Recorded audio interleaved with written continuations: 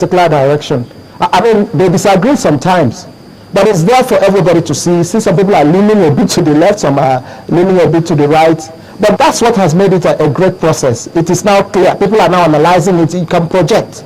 Okay, so now, based on what you've just said, sorry to cut you here, based on what you've just said, you say that we've noticed that there are changes in terms of how the collaboration between the fiscal authority and the monetary authority. Now, why have we not seen these changes replicated in the way policies are actually formulated for the common Nigerian? Well, that's the point I was coming to. There are great policies that are being formulated. Now let me give you one example. The TSA, the Treasury Single Account. What we have decided to do is to make sure that all funds belonging to the public sector will be consolidated and swept into a single account at the end of each day. So you don't have a situation in which government has money and it's at the same time borrowing money. That's not efficient. And what has happened for us, that's why we raised the CRR. If you take public sector loans, you don't lend if you take public sector deposits, you don't lend the same money back to the public sector. And the arbitrage there is unnecessary. From a macro perspective, it's inefficient. Now with the TSA, which we are working together with the Ministry of Finance to institute, it's now easy for government to have a single account or a single balance at the end of each day. That's a major shift. And it is a very efficient approach. That's the kind of collaboration I'm talking about. But for us within the central bank, we have even gone beyond that. If you look at what we have done in the payment system sector, the payment system is something that will just revolutionize the way we do business. It's already done that, but it's going to be far more profound. By the time we now roll out our mobile money program, which will make every Nigerian that has a mobile phone let's say a branch. I mean, each mobile phone can serve as a bank branch, and that's a key financial touch point. We have over 100 million telephone lines. So the issue of payments, of going cashless, of ensuring that the speed of transactions and the clarity and the safety of transactions are all taken care of. With the PKI, that's public key infrastructure, we know who is dealing with what. Proper identity, which we just signed a few weeks ago. So in the area of, I started with monetary policy and now payment system, we've done exceedingly well. Now the other area is in what we did with the interventions. Before we continue looking at that report, you mentioned the fact that the TSA has actually been set up. Now, at the end of the day, funds that are not being used will be put into that account. Any idea what these funds will be used for? Which funds? These funds that you say at the end of the day are not used, are not spent by government agencies or anybody who is supposed to be handling the money. That's not what I mean. Where would they be? I'm saying that, MDAs, ministries, departments and agencies have capital accounts, they have operational accounts, and all those accounts have balances. Sometimes they have negative balances, sometimes they have positive balances. But a situation in which at the end of the day, you have negative balances borrowing from the private sector, while government itself has positive balances in several accounts, will no longer hold. That's what we are trying to avoid, to create greater efficiency, so that at the end of the day, all these things are swept into a single account, the Treasury Single Account. Government will then know at the end of the day how much it has. Which is totally different from a situation in which maybe government is, banks are lending to government, when actually government has money in some other account. As you can see, that's a very efficient way of doing business, and that's what is about to be instituted. And like I said, it is a sign of the collaboration between the monetary and the fiscal authorities.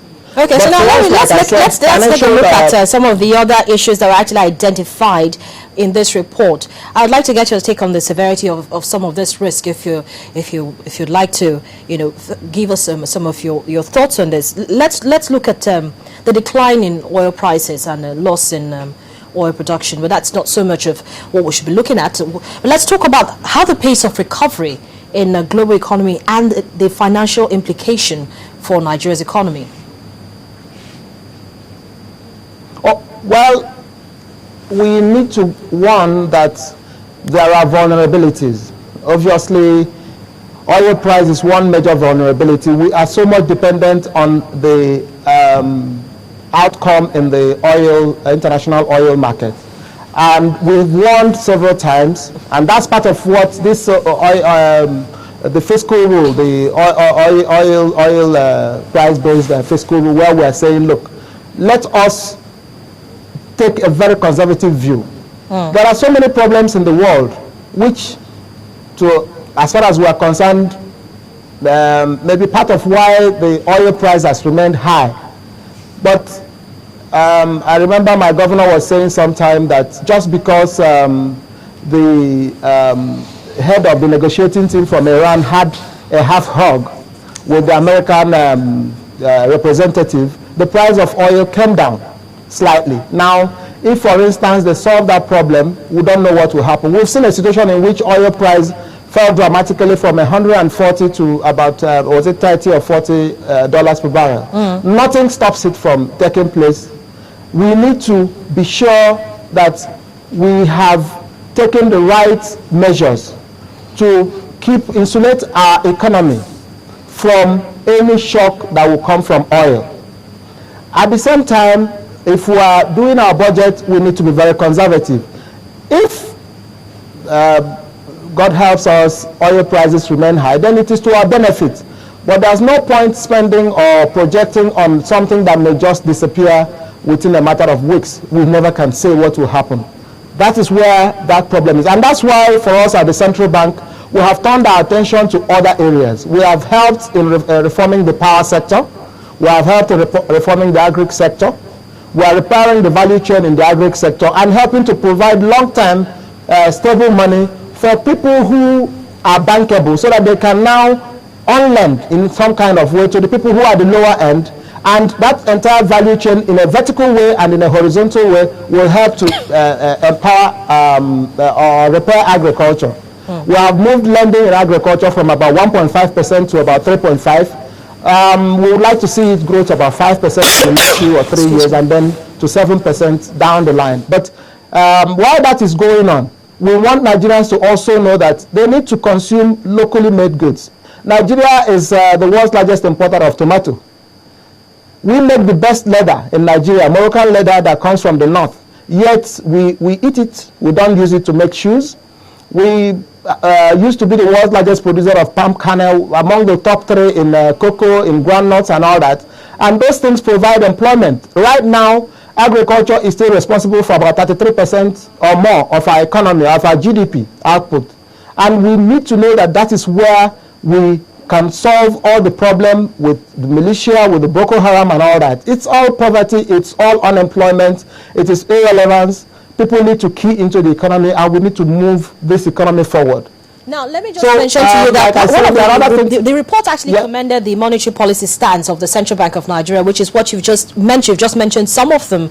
Now, what's your take on this, especially given the fact that the effect of tight monetary policy on interest rates and credit continues to stifle one of the key sectors of the economy, which we should be seeing grow as much as the other sectors? I'm talking about the real sector now. No, well, the real sector, as you can see, they commended our tight monetary policy. Of course, we need to do that because what we are doing is that's why we have this stability.